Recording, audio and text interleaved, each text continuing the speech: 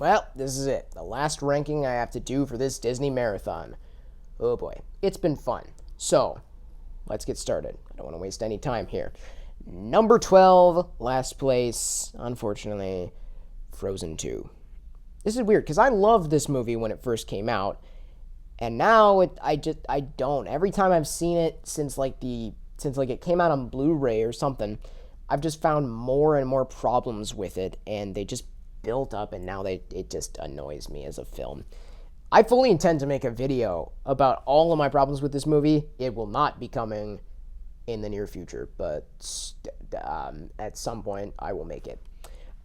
There's some good stuff here for sure. The animation is stunning. There's some funny jokes. There's some potentially interesting new characters like Matthias, voiced by Sterling K. Brown, who I like Sterling K. Brown. And then the songs. Oh man, there are some real standouts here. Into the Unknown, phenomenal. Show Yourself, great. Both of Elsa's songs, really. Anna gets a song, and it's awesome and really depressing. But my favorite song is Lost in the Woods, which is Kristoff's song, and it's awesome. I love it. It's so ridiculous and absurd, but it's just great. I really appreciate that the filmmakers didn't just make like a rehash of the first movie, because that would have been stupid and worse than the movie already is, and it's already pretty not good. But yeah, I respect their efforts here, but oh man, there are just a couple big problems here that create a bunch of mini problems.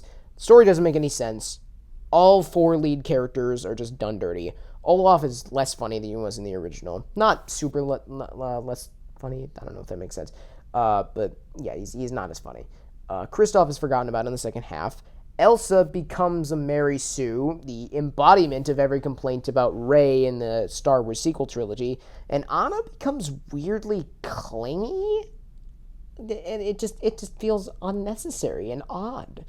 So yeah, and then the story makes no sense. I don't get it. Elsa hears a voice, okay, and she guesses that it's about the Enchanted Forest that she heard about 20 years ago. Whoopee! Then they go to this Enchanted Forest. They find out that the mom was part of this sun tribe. Apparently, they have nothing to do with the sun, but they're the people of the sun anyways. And apparently she saved their dad when they were kids and never told him about it. Nor did she tell him that she was part of this tribe, but there's no reason for that, but okay. There's a magic river that holds all the answers to what happened in the past. That is stupid. I'm sorry, but it's able to be found on a map. Not only that, it's like a mile away from the Enchanted Forest. What is up with this? Oh yeah, and there's a fifth spirit that connects all the other ones. Water, Earth, Fire, and Air. Wait, Avatar: The Last Airbender? No. I wish. Do I? I don't know. And so yeah, guess who this fifth spirit is? Why, it's Elsa! Wait, what? Elsa has ice powers. How does ice connect all these other spirits? What's going on here? I don't get this movie. And then the movie either forgets about who the voice was that Elsa heard in the beginning, or they leave the answer way too ambiguous, because it is very hard to tell. I think Disney released a statement after this movie came out that it was the mom. Okay, Disney, just a piece of advice here. Maybe you want to figure that out when you're making the movie, as opposed to months after the movie comes out. So yeah, there's just a lot of things about this film that frustrate me. And I would love to talk about it in very, very much detail, but now is not the time or place for it. So yeah, I just don't really like it that much. Number 11, The Princess and the Frog. Not great, but good. I really like Tiana and Naveen. I think they have good chemistry. Louis and Ray are good side characters. Mama Odie, fun. Dr. Facilier, really cool villain. There's the scene where Ray dies. That hits me. It really does. And then the scene with his funeral, where there's this star that appears right up next to Evangeline, the star that he's been talking about as if she's his girlfriend for the whole movie, and it looks like they're holding hands, and it's so sweet, you guys. And there's some really good songs. Not all of them are great, but there are some that are really, really good. Almost There, really cool, with great animation style to it. Friends on the Other Side, whoa, it's mind-blowing. It's the best thing about Dr. Facilier as a character. But there's some big issues here. There is some dumb comedy in this movie. Like, it's enough slapstick. There is a flashing joke in there. Not only is it a flashing joke, it is about Ray's grandmother, who we see in this movie. It is unexpected and jarring in the worst way possible. Why was this even in there? It's so unnecessary. I feel like there are a couple things with, like, the curse that don't really work for me. Naveen, having to kiss a princess is just that it feels weirdly superficial. I feel like they kind of rushed the Tiana-Naveen relationship. It's like they jumped from witty banter to confessions of love. And I know Disney couples don't really take their time with anything, but I don't know, this is one of the more realistic Disney couples, so I would have expected them to, at least spend more than, 12 hours together? No, not 12. Like 24. One day together before they, say they love each other. I mean, they take more time than Romeo and Juliet, but everyone does. I don't like Romeo and Juliet. I just don't. It's weird. There are multiple points where the score sounds exactly like Toy Story, which is just weird. I know Randy Newman, I kind of sensed why some people don't really like him that much. I like him. I think he's a good songwriter, but like, come on, Randy. The score sounds exactly like Toy Story. It's so many points. I don't know. And then like like a minute before midnight in like the ending of the movie, they'd really drag it out with like confessions of love, with Tiana and Naveen saying that they love each other. Charlotte LaBeouf gets the thing where she's like, I don't care about a wedding. You can just kiss me and I don't need to be married. I don't know. It's just, and then the clock rings, and then they're just stuck as frogs until the end of the movie, when it's like they become human again on a technicality. The fact that they're married now, that means that they're good now. So yeah, I don't know. It is certainly not a great movie, though it is pretty enjoyable. I don't really care for it that much. Number 10, Ralph Breaks the Internet. Oh boy. Now, I enjoyed this movie, for one. I think Ralph and Vanellope's bond is still clear. The new characters there's something that's actually done with them, unlike in Frozen 2. You got Nosmore, who's just really funny. Shank, Wonder Woman. Yes, all fun characters. I like the Oh My Disney scene, like all the references, that's just my kind of thing. There's a mid-credit scene. It's hilarious. There's a post-credit scene. It's even more hilarious. It's a freaking Rickroll. So, yeah, that was awesome. Anything that they do with the princesses in this movie is just brilliant. I really like them in this film. I think the climax is cool. The design of the internet is just awesome. It kind of looks like it's not like revolutionary, but it still looks pretty cool. There's some solid jokes in there. The song, A Place Called Slaughter Race, great song. But I don't know, I feel like Ralph and Vanellope just kind of act way too out of character in this movie. Like, Vanellope acts really selfish, like, when she like, plans to stay in Slaughter Race, right? Doesn't think to tell Ralph about that at all. I'm not saying, like, she needs his consultation about that decision. Like, that's her decision to make. But I feel like she could have at least told him what she was doing. That was a little bit weird. And then Ralph is like, whoa. Like, he was insecure in the first movie, sure. But he wasn't this insecure. He was kind of dumb and dopey in the first movie. But, okay, filmmakers, Ralph lived on a pile of bricks. He didn't have the intelligence of a pile of bricks. Do you get this? And then, like, the virus thing that he does is just really, really stupid on his part. So, yeah, I don't like the way that those two behave most of the time, especially in, like, the second half of the movie. And then, like, the whole trending thing, like, filling the movie with everything that was trending in 2018 makes it feel dated the second it comes out. Like, the stuff with the flossing, the bee puns. I mean, bee puns are always cringy, but, like, oh, man. I don't know, It removes the film of that, like, timeless, classic quality that a lot, and well, most good Disney movies have. Even Frozen 2 feels more timeless than this. So, yeah. And then, like, the never read the comments thing. I think if they made that specific rule apply to Ralph specifically, I already said specifically, you know what I'm saying, it would have worked. But no, it's like, yes, just like a general rule of the internet for everyone, never read the comments. What if you, like, need criticism to see what you're doing wrong? Like, it makes sense to take criticism so you can improve on what you do well and drop what you don't do well. But, like, I feel it works for Ralph because he's an insecure person who, you know, isn't really used to getting his feelings hurt, but he, like, forgets about it 2 seconds after reading these comments. Not to mention, some of these comments are unbelievably stupid. Like, there's one that actually says, what does it say? Oh, yeah, watching Ralph in anguish fuels me. Who wrote that? What is up with these people? I don't know.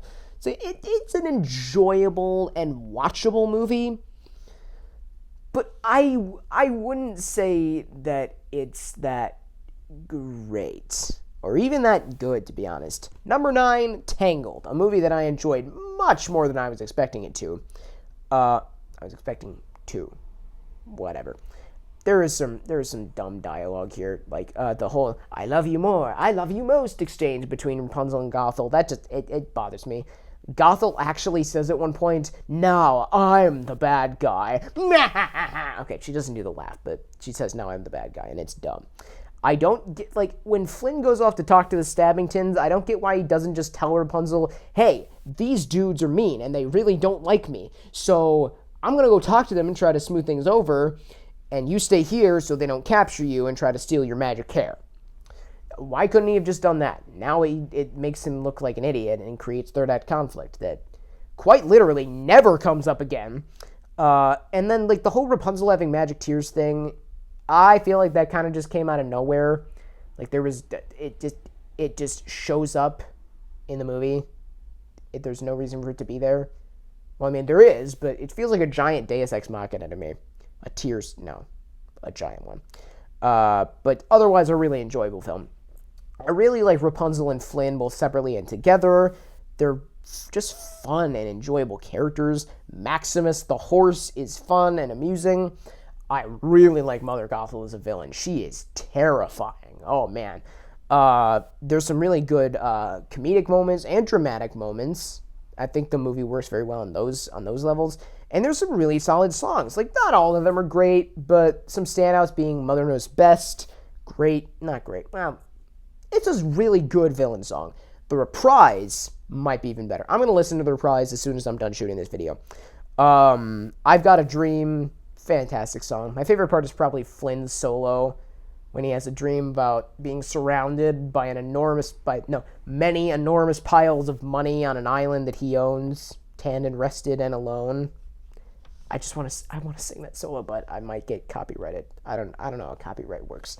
And then I See the Light, much better than I thought it was going to be. So, yeah, it's a really enjoyable movie that I liked more than I thought I was going to. Moving on. Number 8, Encanto, the latest Disney animated film. So, I wasn't really that excited for this movie, but based on the trailers, it just looks like it had a really on-the-nose message. And does in a couple of scenes, but overall, that's not actually the message of the movie. So I think that was pretty clever with what they did with the marketing. But, yeah.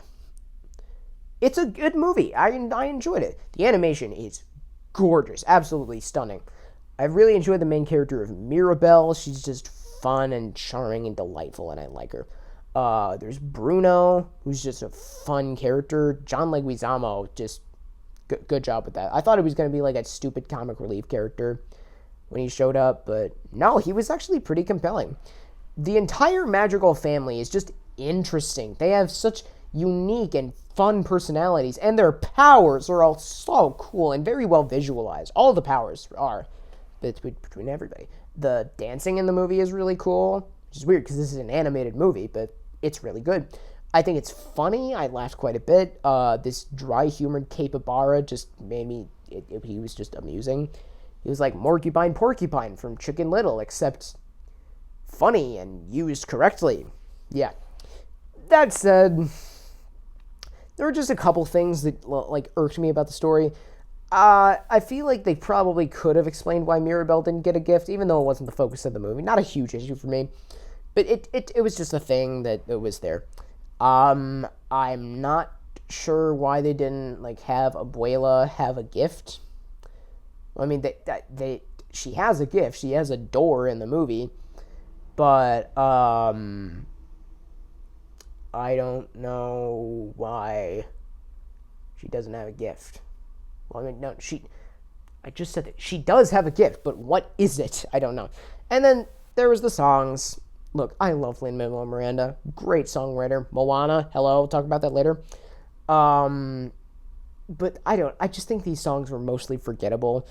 And there was ones that were nice in the moment, like Mirabelle's song. The one that I did remember, the Family Madrigal, the first song, I did not like. So, yeah, there was that. Moving on. Number 7, Winnie the Pooh.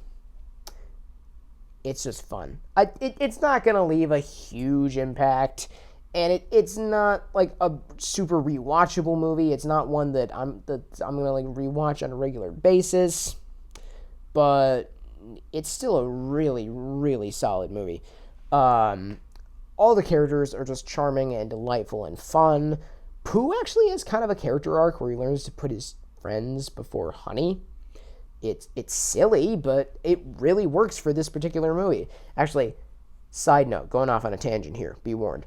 I actually met Jim Cummings, the voice actor behind Pooh and Tigger for this film and many others, at a Comic-Con a couple months ago, and it was awesome because I actually heard him do his Pooh and Tigger voices. I don't remember exactly what he said, but I was like floored. It was so cool. Oh man. And then I actually heard the people in front of me, Jim Cummings subbed in for Jeremy Irons in like the last part of Be Prepared from Lion King, and I actually heard him singing part of the song that he sang in the movie, and I almost fainted or cried or both. I don't know. It was very cool. Back to the movie. John Cleese does the narration. John Cleese is awesome. There's some really nice new songs, and the old songs are, of course, great. The score is much better than it needs to be. Like, wow, it's actually really good. I think the animation looks dated, but if I had to guess, I'd say that that's on purpose to make it feel like maybe it came out around the same time that The Many Adventures of Winnie the Pooh from like the 70s did. And it's also really funny, like the wit and the wordplay. It's just funny. So yeah, not a super impactful film, but one that I really, really enjoy. Number 6, Moana. So this is an interesting one because it's a fun movie. I really enjoy it. It's very energetic and fun. Yeah, but on the other hand, it has problems galore. So the movie does a good job at mocking Disney tropes, but it also contains a lot of Disney tropes. Like, there's the chosen one story, the oppressive parent, the dead parent, well, dead grandparent, but it's a parental figure, nonetheless. The third act breakup. It's just, it's not the worst version of any of these tropes, but they were there, and they did kind of bother me a little bit. So, yeah. I really, really don't like Hey Hey, the chicken. Like, why didn't Moana take the... Why couldn't the Disney have had... What am I saying? Why couldn't the film have had this cute little pig, Pua, go with Moana instead of this dumb chicken. I hate him. He has no story relevance whatsoever. And, like, the movie taunts us with his death. He almost drowns numerous times. Maui almost eats him. Why couldn't Maui have eaten him? It would have been hilarious. I mean, traumatizing to any small children, but hilarious to me. I'm not the target audience for this movie, but still, I do not like this bird. Te is identical to Moana. Speaking of Moana, some people substitute the word more with the word mo, and Anna is a character from Frozen, and Frozen came out before Moana. Yeah, Moana is just more Anna. That said, she's still a fun character. I really enjoy her presence in this film. Killer singing voice as well. Maui is funny, and he's voiced by Dwayne "The Rock" Johnson, which automatically makes him cool. The animation is gorgeous. Tamatoa is a character, and he's awesome. Doesn't have that much screen time, but he's cool nonetheless. There are some great songs in here. Lin-Manuel, fresh off his Hamilton success, he did a great job with this one. Like, Where You Are, How Far I'll Go, both the original and the reprise, We Know the Way. It's epic. You're Welcome, a great introduction to Maui. And Shiny, it rocks. Shiny rocks. Ooh, shiny rocks. Cool. Anyway, yeah, it's an enjoyable movie, even though it does have problems. Number 5, Wreck-It Ralph. Just a good movie. There's some issues. Like the fart and burp humor and like the duty stuff. I don't know, it doesn't work for me. It probably worked for me when I first saw it, which was like 6 years ago. Yeah, I didn't watch this movie in theaters, but I just don't really like it. It just feels weird for an otherwise decently mature movie. Mature enough. Let's go with that. The name Cybug is dumb, although it might be a parody of Cyborg, but I don't know. Now, if it's a parody of Cyborg, then it's great, but if it's not, then it's dumb. I really don't know. And then the Sonic cameo sucks. He delivers exposition. That's all he does in either of the Ralph movies. Like, it's a problem with Ralph Breaks the Internet, but I didn't want to mention it there because this movie has less problems than Ralph Breaks the Internet. Anyway, otherwise, it's a really good movie. Ralph is just a very endearing and an enjoyable guy. He's just funny. Every voice actor in this movie gives a great performance, and they seem very invested in the film. I had no idea that Sarah Silverman voiced Vanellope, but Vanellope is a very sweet character. The bond between her and Ralph is so sweet and adorable. You got Fix-It Felix Jr. and Sergeant Calhoun, who are just fun characters that are enjoyable to watch. King Candy, great villain, because it's kind of unclear that he's the villain until we learn what he did to Vanellope and what he did to everybody in Sugar Rush. So, yeah. His voice is very funny, and I think the twist that he's actually Turbo is really, really smart. Like, that's a great twist. It's a funny movie, aside from, like, the crude humor that I mentioned before. The design of each game and the animation here is just flawless. It looks great. So, yeah, it's a really fun movie that I really enjoy. Yeah. Number 4, Raya and the Last Dragon. I did not give this movie enough credit when it first came out. Wowie. It's really, really good. There are some issues, certainly. I think there's a little too much modern speak, like to talk about group projects and night lights, but it's weird. Like, this is an ancient land. Like, what are you doing here? I really don't like the names that they chose for each different land of Kumandra. Like, I get what they were going for with, like, respect to the dragons, but, like, Heart, Fang, Talon, Tail, and Spine, they're just dumb names for places. I mean, they're fine for body parts because, they are body parts, but I just don't get it for, like, places. And then, like, the tootin' booms, the bugs things that fart and blow up. I hate them. It's just a stupid idea. It's just the talking fart guy from Treasure Planet ruining this mature and well thought out movie. I think it's it's well thought out. The main character of Raya is very interesting and a rather dynamic individual. Like, I really enjoy her. I know that certain people don't really like Sisu the dragon. A couple of my YouTube pals don't. That's for sure. But I really like this dragon. I like Awkwafina. I think she's a funny person. And like just the character's optimism was just infectious and really interesting when paired up with Raya's cynicism and her grief and anger towards the world. It was just cool. Namari is a great villain. Like she was very compelling. I mean, I've really missed Disney villains, you guys. Like there hasn't been one since like Tamatoa, and he had 5 minutes of screen time. So come on. Like Namari isn't as good as the classic Disney villains or Tamatoa, honestly, but it's still a cool character.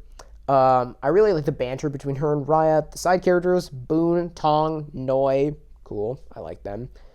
I didn't like Noi at first, but I did as the movie went on. The animation looks photorealistic at various points. I think the score to the film is great. There's some really nice emotional moments during the conclusion. The climax is awesome, and it really ties into the theme of trust really well. And the action is stunning. It looks absolutely incredible. So yeah, a movie that I did not give enough credit when it first came out, but it's really good. Number 3, Big Hero 6. There is some forced exposition at the beginning, like about Hero as a character. Like how they just randomly bring up the fact that their parents died when he was 3. And it's just odd. Also, the name San Francisco is stupid. Like, I get what they're going for. But it's a stupid name nonetheless. I don't know. I don't like him. The movie, however, is really, really good. There are some powerful moments in this film. I think Hero is a very compelling character because, like, just the way he processes grief is very interesting. Callahan is a compelling villain. I think the twist works well. I think his motivation plans out. And then his powers, the microbots, are just visualized in such a cool way. Oh, man. And then Baymax. Baymax rules. Like, even if you hate this movie, I don't know how you could possibly hate Baymax. The universally agreed opinion on Baymax is that he's good. He's a cool character. And his death is just very sad. The other characters, Go-Go, Honey Lemon, Wasabi, Fred's my favorite. They're just fun, and their powers are all awesome. I think Tadashi is a really good character. I wish he had more screen time. The action is really cool, and the comedy is sharp. And Stan Lee's in the movie, which is that's a plus. He's one of the greatest men who ever lived, or at least one of my favorite men who ever lived. He's a role model for me. He's an idol. I like Stan Lee. He's awesome. Number 2, Zootopia. I was expecting this to come out as number 1, but it did not. I've had some problems here. I really wish Bellwether had more screen time. Like, come on. Like, she's the villain of the film. Like, everything about her is good, except she doesn't have a lot of screen time. So, yeah. And, like, I don't know if they were alluding to a romantic thing with Nick and Judy, but at the end there, but if so, no. That is a bad idea. They work better as friends. It's like Hope and Scott from the Ant-Man films. I don't know. But otherwise, it's a brilliant movie. The presentation of the prejudice message and the metaphor that they use is just really, really interesting.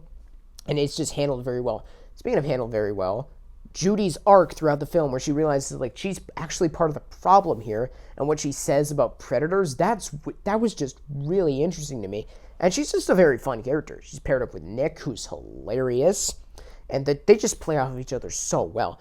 The side characters are good. Bogo, voiced by Idris Elba, he's just funny. And he's voiced by Idris Elba, which automatically makes him cool. Lionheart, voiced by J.K. Simmons, which automatically makes him cool. Otherwise, he's not that interesting of a character, but J.K. Simmons makes him cool. Clawhauser's good. The mystery that the movie sets up is very engaging. I like that it takes its time to reveal little pieces of information and doesn't, like, reveal too big of pieces at once. Like, it goes for, like, the tiny, littlest pieces of information possible. The locations that are explored in the film are really cool. The layout of the city is just great. I think the score is awesome. Try Everything, the song that they play at the end and like the very beginning of the film, great song. There's some parodies of The Godfather and Breaking Bad. I watched The Godfather, and it's like a little over half of Breaking Bad. I'm in like beginning of season 3. There's great show. Godfather's a great movie, better than this movie, but still, this is a great movie. I love it. But number 1, a movie that I did not expect to come out as number 1, maybe number 2, maybe even number 3, Frozen. Now, yeah, the song structure is a bit weird. There's like 7 in the first half and 2 in the second, one of which is a reprise of a song from the first half. And then the queen is literally just brunette Elsa, which is just odd. But I love this movie, you guys. It's so great. Anna is just a very delightful and charming character. She's really funny, and I really like Elsa. Her inner conflict was just fascinating to me. Like, the psychological damage inflicted upon her by her parents, who thought they were doing something good, even though they're both, like, complete idiots. It was just an interesting conflict to me, and I really enjoy Elsa as a character. Kristoff is a lot of fun. He and Anna play off of each other really nicely. They have great chemistry. Olaf is really funny. Like, he has some great lines in there. Lines that are still funny. 8 years later. I've been hearing these lines for 8 years. I've been quoting these lines for 8 years, and they're still funny. I can't believe it. I love Hans as a villain. Like, the twist that they do, it kind of like subverts classic Disney couples for always rushing into their relationships. Like, this movie, the way they do the Hans twist, it's basically just laughing at movies like Snow White for like, ha ha, you're idiots. You got together after seeing each other one time, not even knowing each other's names. Ha, morons. So, it's just a great twist. I love it. The opening is really compelling. The climax is awesome. The score is maybe the best since Lion King. Maybe. And though I'd argue that this isn't Disney's best since Lion King, I'd say Hunchback is, but it's very close. The songs are fantastic. Every single one of them. Like, the opening, Frozen Heart, reminds me of Look Down from Les Miserables. It's awesome. Do You Want to Build a Snowman? First Time in Forever. Just fun songs that I enjoy. Do You Want to Build a Snowman? Kind of ends on a really sad note. It does end on a sad. Love is an Open Door. Fantastic duet between Anna and Hans. That's like, again, it works really well in a twist if you watch the film with the mindset that Hans is the villain the whole time. Rangers Are Better Than People. Just a good song. The title is probably true. I don't know many reindeers, so I don't know. Let It Go. Mind-blowing musical number. Worth every bit of praise it's ever gotten. Like, as good as Into the Unknown is, not worth the Oscar nomination. They should have gone to Lost in the Woods. Come on. Or just Let It Go again, because Let It Go is phenomenal. In Summer is just a really clever song. Like, the idea of snowmen thinking that they're like just loving summer. That's just really funny. First Time in Forever reprise is chilling. Oh, come on. I had to put one chilling joke in there. Give me a break. I know nobody objected to that, but I don't doubt if anyone will, but whatever. And then Fixer Upper is my least favorite song in the movie.